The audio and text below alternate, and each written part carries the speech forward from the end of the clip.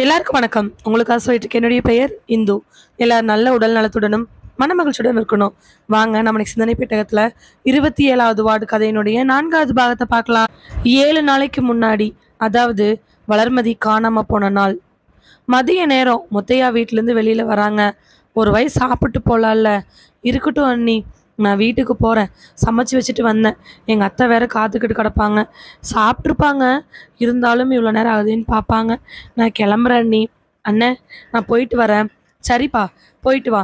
நீ வேலையாக போய் தலைவரை பார்த்து ஒரு சால்வையை போத்திட்டு அந்த பரிசை கொடுத்துட்டு வந்துரு. அண்ணே, நீங்களும் வரலாம்ல? இல்லைப்பா, நீ இந்த தொகுதியில் நிற்கணுன்னு அவர் தான் ரொம்ப ஆசைப்பட்டார் என்னை விட. நீ ஏன் போய் பார்த்துட்டு வா. அண்ணன் கூட வந்தா அண்ணன் சப்போர்ட்டான்னு கேட்பாங்க. உன்னால் தனிச்சு நிற்க முடியும்னு நீ எப்படி தெரிஞ்சுக்க முடியும்? அதனால தான் திங்கக்கிழமை வேணா கூட மாப்பிள்ளையை கூட்டிகிட்டு போயிட்டு வந்துரு. சரிண்ணே, நான் அவரை கூட்டிகிட்டு போயிட்டு தலைவரை பார்த்துட்டு வந்துடுறேன். நீ வந்தால் நல்லா இருக்குன்னு நினச்ச. பார்த்துக்கலாமாப்பா, ஜெயிச்சுக்கிட்டு ஒட்டுக்கா போய் தலைவரை பார்த்துக்குவோம், கவலைப்படாமல் போ.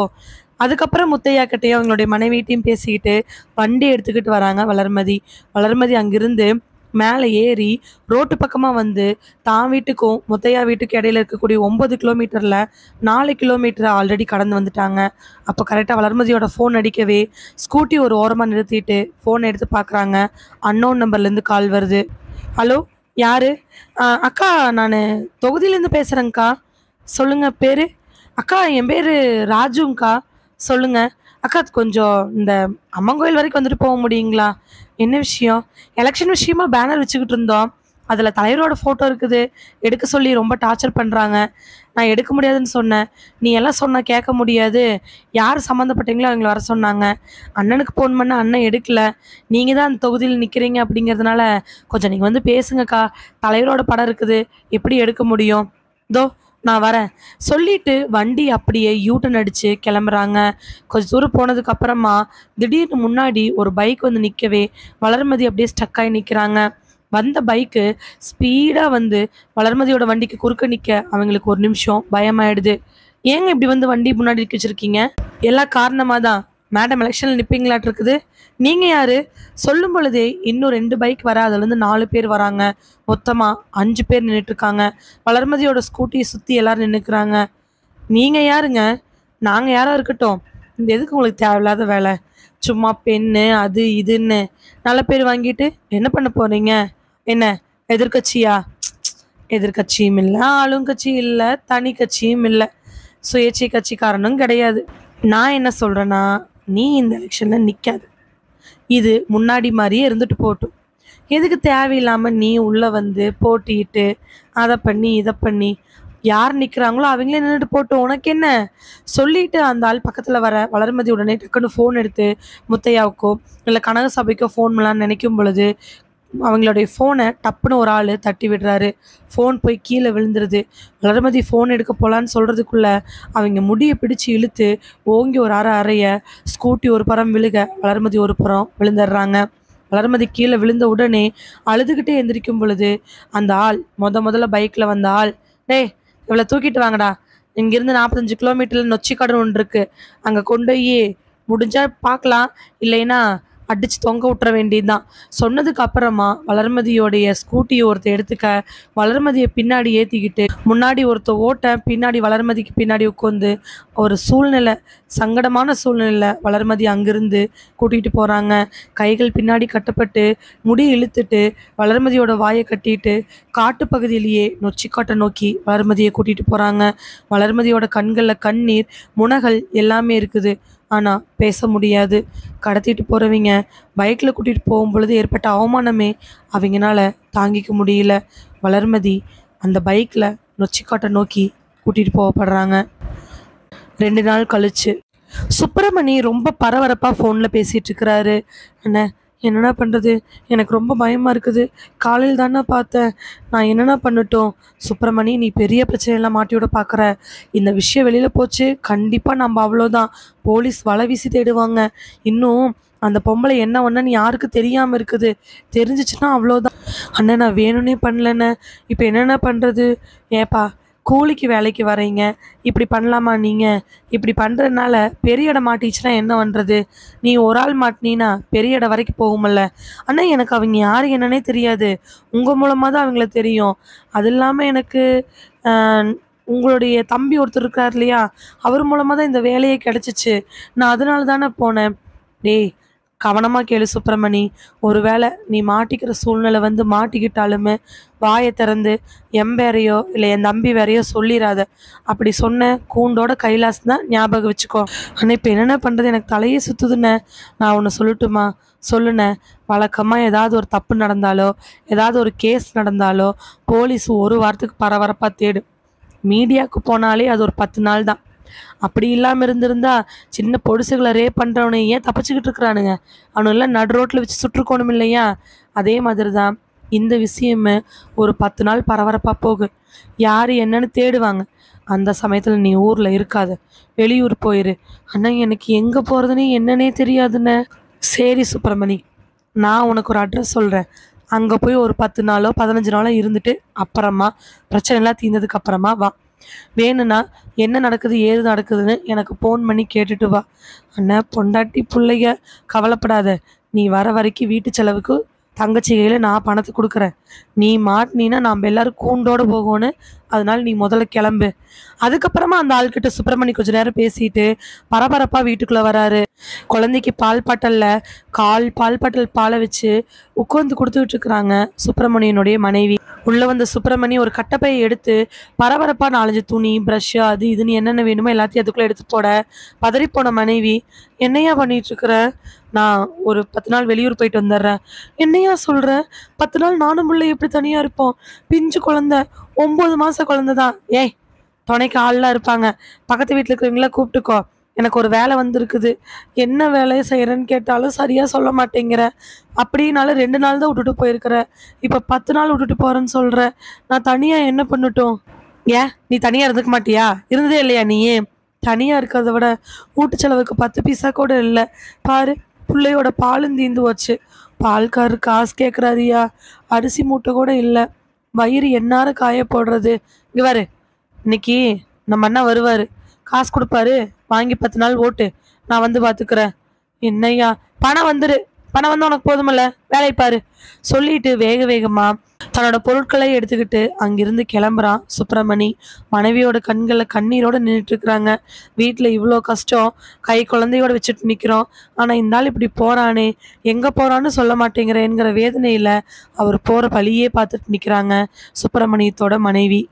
இன்னைக்கு அதாவது வளர்மதி காணாமல் போய் இன்னையோட 7 நாள் முழுசாக முடிஞ்சு 8வது நாள் காலையில் ஒரு 11 மணி வாக்கில் டிவிஎஸ் எக்ஸலில் வந்து நிற்கிறாரு கான்ஸ்டபிள் சுந்தரம். வந்து இறங்கினவர் தான் பேக்கெட்டில் இருக்கக்கூடிய கர்ச்சீஃபை எடுத்து தலையெல்லாம் தொடச்சிட்டு மறுபடியும் கர்ச்சீஃபை உதறி பேக்கெட்டுக்குள்ளே வச்சுக்கிட்டு ஸ்டேஷனுக்குள்ளே போகிறாரு. உள்ளே போகும் பொழுதே அங்கே ரைட்ருமே ஒரு லேடி கான்ஸ்டபிளுமே இன்னொரு கான்ஸ்டபிள் தான் இருந்தாங்க. குற்றவாளிகள் 2-3 பேர் வெளியில் உட்காந்துருக்க, கேஸ் கொடுக்குறேன்னு ஒருத்திங்க வந்து உட்காந்துருக்க. அவர் உள்ளே போய் ஒரு சேரில் உட்காந்து வாட்டர் பாட்டில் எடுத்து தண்ணி நல்லா குடிச்சிட்டு ஒரு பெருமூச்சு விட்டதுக்கப்புறம், அப்பா கணேசு, வெயில் போட்டு படுத்தி எடுக்குது. சரி, இன்ஸ்பெக்டர் வந்தாரா? வந்தாருண்ணே. எங்கே போயிருக்கிறாரு? அவர் ஏதோ எஸ்பி கூப்பிட்டாருன்னு போயிருக்கிறாரு. எஸ்ஐ வந்தார். அதான் அந்த அம்மா பேர் என்ன, எலெக்ஷனில் நின்றுச்சே ஒரு அம்மா, 27வது வார்டில். ஆமாம், வளர்மதி. அந்த அம்மா கேஸ் விஷயமா மறுபடியும் விசாரிக்கணும்னு சொல்லிட்டு யாரோ ஒரு பெரிய ஆளை பார்க்க போகிறேன்ட்டு எஸ்ஐ போயிட்டாரு. இன்ஸ்பெக்டருமே எஸ்பி பார்த்துட்டு நேராக அங்கே போகிறேன்னு சொன்னார். என்னென்ன ஏதாவது தெரிஞ்சிச்சா? அந்த கேஸ்க்காக நம்மளும் படாதவாடு படுறோம், ஒன்றும் தெரிஞ்ச மாதிரி தெரியல. போஸ்ட்மார்ட்டம் ரிப்போர்ட்டு, ஃபாரன்சிக்கு, டிஎன்ஏன்னு எல்லாம் பண்ணியாச்சு, எந்த துப்பும் கிடைக்கல. அதான் ஏதோ ஒரு பர்ஸு கிடச்சிச்சின்னு சொன்னீங்களே, அந்த பர்ஸ்லேருந்து ஏதோ எடுத்தீங்களே, அதை போய் விசாரிச்சுட்டு வந்துட்டீங்களா? கேட்ட கணேஷ்னை மேலேயும் கீழேயும் பார்த்த கான்ஸ்டபிள் சுந்தரம் நேரம் எஸ்ஐக்குமே இன்ஸ்பெக்டருக்கு பதில் சொல்ல வேண்டிய நானும் உனக்கு சொல்ல வேண்டியதாக இருக்குது. ஹெட் கான்ஸ்டபிளாக இருந்து என்ன பிரயோஜனம்? கணேசனுக்கெல்லாம் நான் பதில் சொல்லணும். என்னென்ன, நான் சும்மா தானே விசாரித்தேன். போய் வெயிலில் அலைஞ்சிட்டு வா. தொப்பி போட்டிருக்கீங்களண்ணே, அதே தொப்பியை நீயும் போட்டுட்டு போ. இந்த விஷயத்தை போய் எஸ்பி ஆஃபீஸில் இருக்கக்கூடிய இன்ஸ்பெக்டர் சொல்லிட்டு வரையா? அண்ணே சும்மா இருங்கண்ணே, கேஸ் கொடுக்க வந்தவங்களோட கேஸை வாங்கி நான் எழுதிக்கிட்டு இருக்கிறேன். நீ என்னென்ன ஆச்சு? ஏதாவது விஷயமா? ஏதாவது பிடிபட்டுச்சா? ஆமாப்பா, இந்த சீட்டை கொண்டு போய் அந்த நகைக்கடைக்காரங்களை விசாரிக்க சொன்னாங்க. நகைக்கடைக்கு போனேன், விசாரித்தேன். சொன்ன டேட்டில் ஒருத்தன் வந்து 2 தோடை வச்சுட்டு போயிருந்துருக்கிறான்.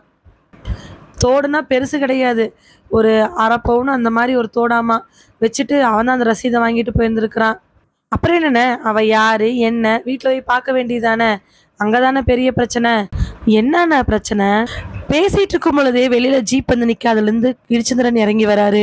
இன்ஸ்பெக்டர் கிரிச்சந்திரன் உள்ள வரும் பொழுது எல்லாரும் எந்திரிச்சு நின்று சல்யூட் அடிக்க, அவர் டக்குன்னு கான்ஸ்டபிள் சுந்தரத்தை பார்த்து, சுந்தரம் அண்ணே வந்தாச்சா? வந்தாச்சுங்க தம்பி, இப்பதான் வந்தேன். ஏன் இப்படி மூச்சு வாங்குறீங்க? ஒரே வெயிலுங்க தம்பி. நீங்க எஸ்பி ஆபீஸ் வரைக்கும் போயிருக்கிறீங்கன்னு சொன்னாங்க கணேஷ். ஆமாண்ணே, இந்த கேஸ் விஷயமா தான் போயிட்டு வந்தேன். எஸ்பி கேள்வி மேலே கேள்வி கேட்குறாரு. கொலை நடந்து இவ்வளோ நாள் ஆச்சு, இன்னும் கண்டுபிடிக்கலையா அப்படின்னு. கொலை நடந்த டேட்டை வச்சு பார்க்குறாரே தவிர நமக்கு எப்போ விஷயம் வந்துச்சுன்னு அவர் நினைக்க மாட்டேங்கிறாரு. சரிண்ணே, அந்த நாற்கடைக்கு போனீங்களே, என்ன சொன்னாங்க? தம்பி, சொன்ன தேதியில் ஒருத்தர் கொண்டாந்து ஒரு அரை பவுண்டில் தோடு வச்சுருக்கான் தம்பி. அப்புறம் அட்ரஸ் இருந்துச்சு, அதில் இருந்துச்சு தம்பி. இடத்துக்கு போய் பார்த்தீங்களா? போனேன் தம்பி. என்ன நடந்துச்சு? கான்ஸ்டபிள் சுந்தரம் அந்த வீட்டுக்கு முன்னாடி போய் நிற்க, ஓட்டு வீடு, சின்ன வீடு தான். அந்த வீட்டோட கதவு சாத்தப்பட்டிருக்குது. போனவர் கையில் இருக்கக்கூடிய லத்தியை வச்சு கதவை 2 வாட்டி தட்டுறாரு. ஏமா ஏமா, யாராவது இருக்கீங்களா? யாராவது இருந்தால் கொஞ்சம் கதவை திறங்களேன். கதவை திறக்கும் பொழுது ஒரு அம்மா, அங்கங்கே கிழிஞ்ச சேலை, ஜாக்கெட்டு, தலை கொண்டை போட்டுக்கிட்டு பார்க்கறக்கே ரொம்ப அப்பாவியாக கதவை திறக்கிறாங்க. கூட கிட்டத்தட்ட ஒரு 5லேருந்து 6 வயசு இருக்கக்கூடிய பையன், கிழிஞ்ச சட்டை, கீழே கிழிஞ்ச டவுசரோட அந்த அம்மா பின்னாடி ஒட்டிட்டு நிற்க, கான்ஸ்டபிளை பார்த்த உடனே அந்த அம்மாவுக்கு பரபரப்பாயிருது. ஐயா, என்ன வேணுங்க? நீ யாரும்மா? உன் பேர் என்ன? என் பேர் லட்சுமிங்க ஐயா. இது ஏன் மயந்தாங்க? வீட்டில் வேற யாரும் இல்லையா? இல்லைங்க ஐயா, நாங்கள் மட்டும்தான் இருக்கிறோம். காளிதாஸ் அப்படிங்கிறது யாரு? காளிதாஸ் அப்படிங்கிறது எங்கள் வீட்டுக்காரர் தாங்க. இருக்கா அப்படியா? இல்லை எங்கே போனாரு? ஐயா, அவர் இல்லைங்க. எங்கே போயிருக்காரு காளிதாஸ்? ஐயா, அவர் இல்லவே இல்லைங்க. என்னம்மா சொல்கிற? அவர் இறந்து போய் 3 வருஷம் ஆச்சுங்களே. 3 வருஷம் ஆச்சா? ஏமா, காளிதாஸுங்கிற பேர்ல ஒரு தோடை கொண்டாந்து அடகு கடையில் வச்சு இந்த வீட்டு அட்ரஸ் கொடுத்துருக்குறாங்கம்மா. எப்படிம்மா 3 வருஷம் ஆயிருக்க முடியும்? அக்கம் பக்கத்தில் வேணாலும் விசாரிச்சு பாருங்க ஐயா. ஒரு நிமிஷம் இருங்க ஐயா. சொல்லிட்டு அந்த பொண்ணு நல்லாவே கதவை திறக்க, ஒரு ஃபோட்டோவில் மாலை போட்டு கருப்பா சுருட்ட முடியோட ஒரு ஆள் இருக்கிறாரு. இவர் தாங்க ஐயா எங்கள் வீட்டுக்காரரு. இறந்து 3 வருஷம் ஆச்சு. நுரையீரலில் பாதிக்கப்பட்டு இறந்துட்டாருங்க ஐயா. அவர் இப்போ உசுரோடையே இல்லைங்களே. அதுக்கப்புறம் அவருக்கு என்ன பேசுறனே தெரில. வீட்டுக்குள்ள ஒரு வாட்டி பார்த்துக்கலாமா? பார்த்துக்குங்க ஐயா, தாராளமாக பார்த்துக்குங்க. சொல்லிட்டு அந்த அம்மா ஓரமாக நிற்க, அந்த பையன் அம்மாவோட சேலை பிடிச்சிட்டு நிற்க, சுற்றி முற்றியும் பார்க்குறாரு. அங்கே 2 பேர்த்துக்கான வாழ்வாதாரங்கள் தான் நல்லா தெரியுது. ஒரு ஆண் இருக்கிற மாதிரியோ இல்லை வந்துட்டு போகிற மாதிரியோ எந்த விதமான அடையாளங்களும் கிடையாது. சுற்றி முற்றியும் பார்த்தவர் வெளியில் வந்து, பையன் என்னம்மா படிக்கிறான்? 1ஆம் வகுப்புங்க. இங்கே இருக்கக்கூடிய ஸ்கூலுக்கு தான் போயிட்டுருக்குறான். சரி, சாப்பிட்டீங்களா? சாப்பிட்டுங்க ஐயா. சொல்லிட்டு பையனை கூப்பிட்டு பாக்கெட்லேருந்து 200 நோட் எடுத்து கையில் கொடுக்க, ஐயா அதெல்லாம் வேண்டாங்க ஐயா, வச்சுக்கோங்கம்மா, என் பிள்ளையா இருந்தால் கொடுக்க மாட்டேனா.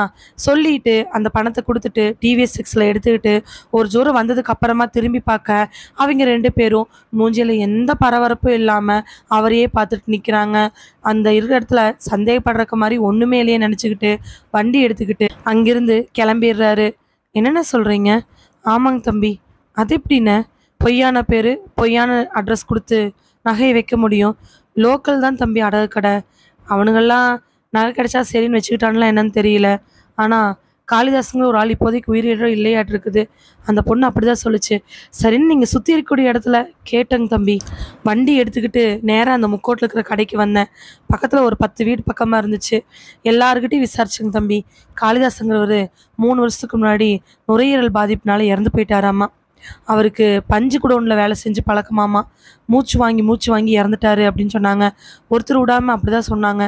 எல்லாருமே அப்படி சொல்கிறதுக்கு வாய்ப்பு இல்லை. மளிகை கடை, அங்கேருந்து டெய்லர் கடை, 2-3 பொம்பளைங்க, எல்லார்ட்டையும் கேட்டேங்க தம்பி. அப்போது அந்த நகைக்கடை சீட்டில் இருந்த பேர், அட்ரஸ் எல்லாம் பொய். ஆமாங்க தம்பி. அப்போது யார் பொய் சொல்லி நகைக்கடையில் கொண்டு போய் நகையை வச்சுருப்பாங்க? யோசிக்க ஆரம்பிக்கிறாரு இன்ஸ்பெக்டர் கிரிச்சந்திரன். நகையை கொண்டு போய் இல்லாத ஒரு ஆளினுடைய பேர்லையும் அட்ரஸ்லையும் வைக்கிறதுக்கான காரணம் என்ன? அப்போது இந்த கொலையில் அந்த ஆளுக்கு முக்கியமான சம்பந்தம் இருக்குது. ஆனால் அந்த ஆள் யார், எங்கிருப்பார் அப்படின்னு கண்டுபிடிக்கிறதுக்கான வழி எங்கேயுமே இல்லை. எஸ்பி வேற இன்னும் ஒரு வாரத்தில் இந்த கேஸை க்ளோஸ் பண்ணி ஆகணும், எலெக்ஷன் வரப்போகுதுன்னு ஸ்ட்ரிக்டாக சொல்லவே இன்னும் அவருக்கு ப்ரெஷர் அதிகமாயிட்டே தான் போகுது. காளிதாஸ் யாரு? எதுக்காக காளிதாஸ் பேரில் பொய்யா நகையை வைக்கணும்? காரணம் என்னவா இருக்க போகுது? கண்டிப்பாக மாட்டிக்க கூடாதுங்கிறதா தான் இருக்கும்.